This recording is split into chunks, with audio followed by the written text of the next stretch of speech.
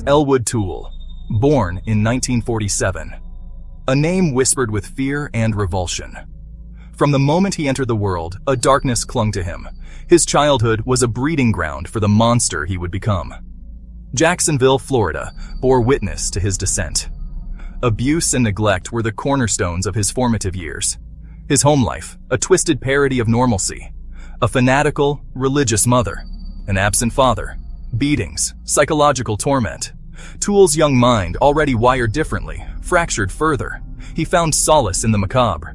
Graveyards became playgrounds. Death, a constant companion. Fire, with its destructive beauty, held a strange allure. It was a harbinger of the horrors he would unleash upon the world. Toole's life was a tapestry woven with threads of transience and violence. He drifted across the underbelly of America. From state to state, he went. A nomad of the night, leaving a trail of misery in his wake. Odd jobs provided a thin veneer of normalcy, but the darkness within always simmered. Petty theft escalated to arson. His fascination with fire grew, consuming everything in its path. He sought solace in the arms of others like him, transient souls, lost and broken. They recognized the darkness in him, and he in them. It was a bond forged in the fires of shared depravity. His crimes grew increasingly brazen, each act more brutal than the last. The line between sanity and madness blurred.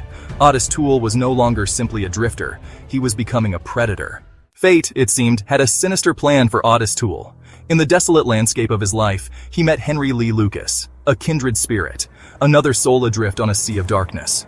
Their bond was instantaneous and toxic. Two broken individuals finding twisted comfort in each other's depravity.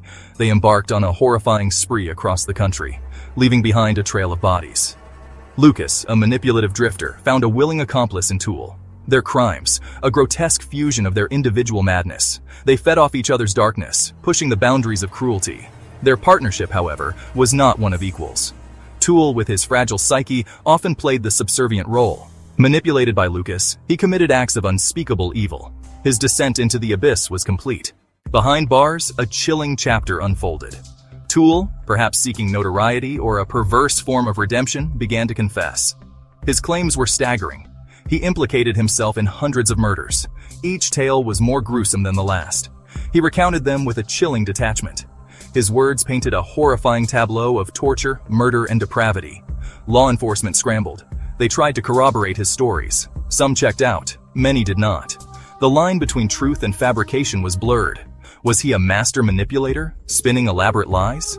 Or was he a monster finally unburdening himself? The question haunted investigators. The true extent of Ottis Toole's crimes may never be known. Section 5. Fires of Madness. Arson as a ritual. Fire held an irresistible allure for Toole. It was more than a tool for destruction. It was an instrument of his madness. A way to purge the world of his victims. He would douse his victims' remains in gasoline. He would strike a match, watching with a detached fascination as the flames danced and devoured. The smell of burning flesh, a perverse incense to his twisted desires. Arson became his calling card, a signature of his madness. The fires he set, a macabre spectacle that mirrored the inferno raging within his soul. The act of setting a fire, of watching it consume, seemed to bring him a twisted sense of peace. It was a way to erase his crimes, to send his victims back to the abyss from which they came. Section 6. Unholy Communion. Cannibalism and the Depraved Mind. The depths of Toole's depravity knew no bounds. His actions were not just crimes. They were a descent into the darkest corners of human nature, a place where morality and humanity ceased to exist. His crimes went beyond the pale of human comprehension, leaving even the most seasoned investigators in a state of shock and disbelief. Cannibalism, the ultimate taboo, became part of his horrifying repertoire. It was not just an act of violence, but a grotesque ritual that defied all societal norms and human decency. He claimed to have consumed the flesh of his victims, a statement that sent chills down the spines of those who heard it. His confessions, delivered with a chilling matter-of-factness, painted a picture of pure evil. There was no remorse, no hesitation, just a cold recounting of his heinous acts. He spoke of the taste of human flesh, of the pleasure he derived from this ultimate act of desecration. It was as if he found a twisted sense of fulfillment in these acts. Whether these claims were true or the product of a damaged mind is debatable. Some believe he was a pathological liar, while others think he was truly capable of such horrors. But they added another layer of horror to his already monstrous persona. Each revelation was like peeling back another layer of his twisted psyche. They cemented his place as one of the most depraved killers in American history. His name became synonymous with terror and inhumanity. Cannibalism, for Toole, was not just about sustenance. It was about possession. It was about exerting the ultimate control over his victims. It was about making his victims a part of him, erasing their individuality in the most complete and horrifying way imaginable. In his mind, this act was the final step in his domination over them, a way to ensure they would never escape his grasp, even in death. Section 7. Torture and Terror. The tools of Toole's trade. Toole's crimes were not quick or merciful. He took a sadistic pleasure in prolonging his victims' suffering. Torture, both physical and psychological, was an integral part of his modus operandi. He would bind his victims, their eyes wide with terror. He would subject them to unspeakable acts of cruelty, their screams music to his ears. He would keep them alive for days, sometimes weeks, before finally ending their torment. His methods were as varied as they were cruel. Knives, ropes, and even his bare hands became instruments of pain.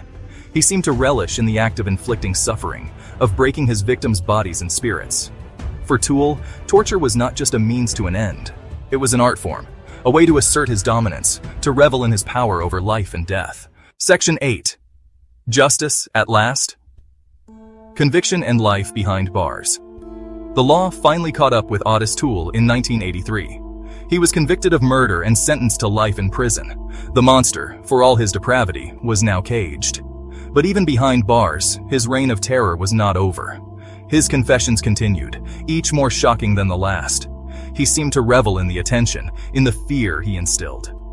Prison life offered little respite from the demons that haunted him. He was plagued by nightmares, his sleep disturbed by the faces of his victims. The guilt, if he felt any, was a heavy burden to bear. He died in prison in 1996, his body ravaged by cirrhosis of the liver. The world breathed a collective sigh of relief. The monster was gone, but his shadow lingered. Section 9. Death's Embrace. The end of a monster's reign.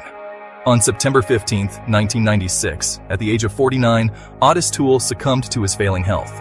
His life, marked by a series of heinous crimes, came to an end in a sterile prison hospital room, far removed from the chaos he once thrived in. He died as he lived, shrouded in darkness and controversy. The shadows that followed him in life seemed to linger even in his final moments, casting a pall over his death. His death, a release for him and a nation terrorized by his crimes. The news of his passing spread quickly, bringing a strange mix of emotions to those who had followed his story. There was no grand redemption, no last-minute confession that brought solace to his victims' families. The courtroom sketches and grieving families were a stark reminder of the lives he had shattered. He died as he had lived, a monster in human form. His mugshot, a haunting image, remained a symbol of his monstrous deeds. His passing was met with a mixture of relief and a chilling sense of unfinished business. Memorial vigils were held, but the sense of closure was elusive. The questions surrounding his life and crimes remained. Detectives continued to pore over evidence, seeking answers that might never come. How many souls had he claimed? The true extent of his crimes was a dark mystery, buried deep within the annals of criminal history. How much of his confession was rooted in truth, and how much was the product of a mind consumed by darkness? The interrogation room, once filled with his chilling admissions, now stood empty. These were enigmas that would likely never be solved. The unsolved case files and empty courtrooms were a testament to the unresolved nature of his legacy. His death did not erase the pain he had inflicted. The tears of the family members and the flickering candles in memory of the victims spoke volumes. The families of his victims were left with a void that could never be filled. The empty chairs at dinner tables and the memorial plaques were a constant reminder of their loss. Their loved ones were gone, their lives cut short by a force of unimaginable evil. The old family photographs, now relics of a happier time, were all that remained of the lives he had destroyed. Section 10. Legacy of a Bogeyman. The enduring shadow of Ottis Toole. Ottis Toole's name continues to send chills down spines, a name synonymous with terror and brutality. He has become a figure of morbid fascination, a dark legend that haunts the annals of criminal history. a cautionary tale whispered in hushed tones, a story that parents tell their children to keep them safe. His legacy, a stain on the fabric of American history, a reminder of the evil that can lurk within. He is often mentioned in the same breath as other notorious serial killers, his crimes as depraved and disturbing, his name etched in infamy. His story serves as a chilling reminder of the darkness that lurks beneath the surface of humanity, a darkness that can emerge without warning. The true extent of his crimes may never be known, the full horror of his actions lost to time. The number of his victims, a macabre guessing game, a grim puzzle that may never be solved. He took his secrets to the grave, leaving behind a legacy of pain, fear, and unanswered questions, a void that can never be filled. Ottis Toole, the wandering soul, the fire starter, the cannibal, a man whose very existence was a nightmare. He was a monster in human form, a predator who walked among us. His story, a stark reminder that sometimes the most terrifying monsters are not found in fiction, but in the annals of true crime, a reality that is far more horrifying